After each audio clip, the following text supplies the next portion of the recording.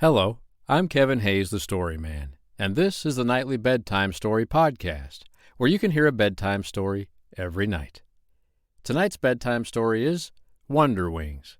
It was written many years ago by Edith Howes. I hope you like it. Wonderwings. Poppy Pink sat up in bed and yawned. "Why is everybody getting up so early?" she asked. "Is it a holiday?" The older fairies were dressing themselves and brushing their long, fine hair. "Wonderwings is coming to see us," they said. "Jump up, little Poppy Pink." "Who is Wonderwings?" she asked. "You will see when you are dressed. Hurry, or you will miss her." "Oh, dear, I am so sleepy," said Poppy Pink, and she yawned again.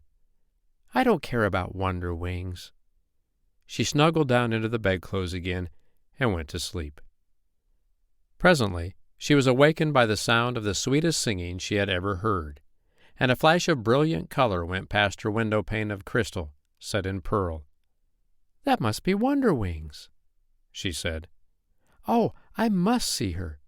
I hope I am not too late." She sprang from bed and dressed so hurriedly that I am afraid her hair did not receive its due amount of brushing. Then she ran out into the garden. The older fairies stood all in a group, saying loudly, "I will go," and "I will go." And before them, scarcely touching the ground with the tip of her foot, stood poised a glorious fairy, taller than any other there. She was altogether beautiful, and her wings!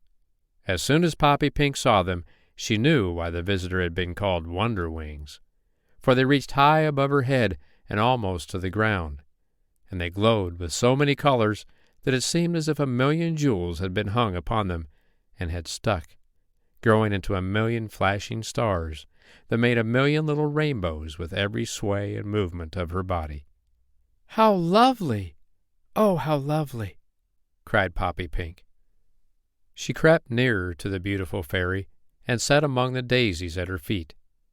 "See," she cried, "my wings are small and colorless. Tell me how I may grow wings like yours." Just as little girls adore beautiful hair, so do little fairies adore beautiful wings. Wonderwings smiled down at her.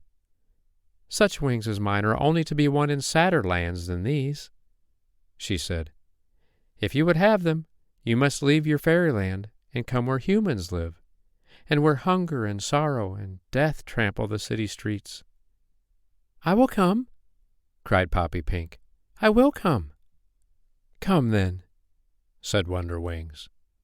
She took the little fairy's hand, and up they all rose into the clear air, flying far and far away till they left their fairyland behind and came at last to the sadder lands where humans lived. There, Wonderwings showed them where hunger and sorrow and death trampled the city streets, and the band of fairies flew lower and lower to look. "The children tumble and fight in the dirty lanes and cry for bread," cried Poppy Pink.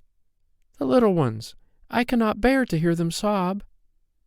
"Perhaps you can help them," said Wonderwings. "I am only a little fairy. What can I do?" asked Poppy Pink.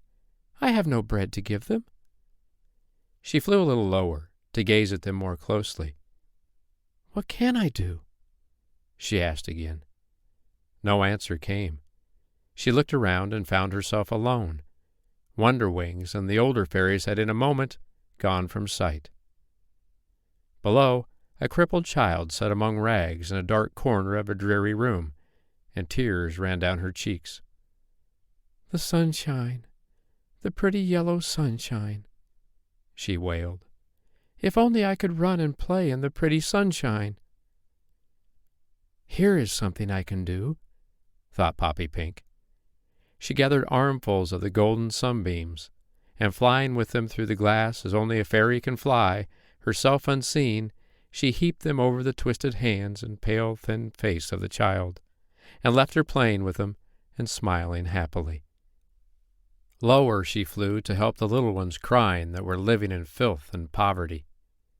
She led the starving and shelterless to comfort, the toddlers to safety. She brought a flower to the hopeless, ease to sick ones racked with pain. At night she flew with glittering dreams from room to room, so that even sad-eyed, feeble babies laugh for pleasure in their sleep. Day after day, night after night she toiled, for weeks and months and years. There was so much to do. The time passed like a moment. So busy was she that she had forgotten all about her wings. One day there came a flash of color in the air beside her, and Wonderwings and all the older fairies stood around her. "Dear Poppy Pink," cried one, "how your wings have grown, and how beautiful they are! They are so tall that they reach above your head and almost to the ground, and they glow with so many colors that it seems as if 1,000,000 jewels had been flung upon them and had stuck, growing into 1,000,000 flashing stars that make 1,000,000 little rainbows with every sway and movement of your body." Poppy Pink laughed with joy. "I am so glad, so very glad," she said. "I had forgotten all about my wings." "Yet they have grown with use," said Wonderwings, "and for every deed of kindness done a star has sprung, to shine in beauty there for evermore." The end. I hope you liked tonight's bedtime story, Wonderwings, written by Edith Howes. Don't forget to follow and subscribe to the podcast so you can listen to a free bedtime story every night. I'm Kevin Hayes, the Storyman. I'll be here tomorrow night to read you another bedtime story. But for tonight, good night.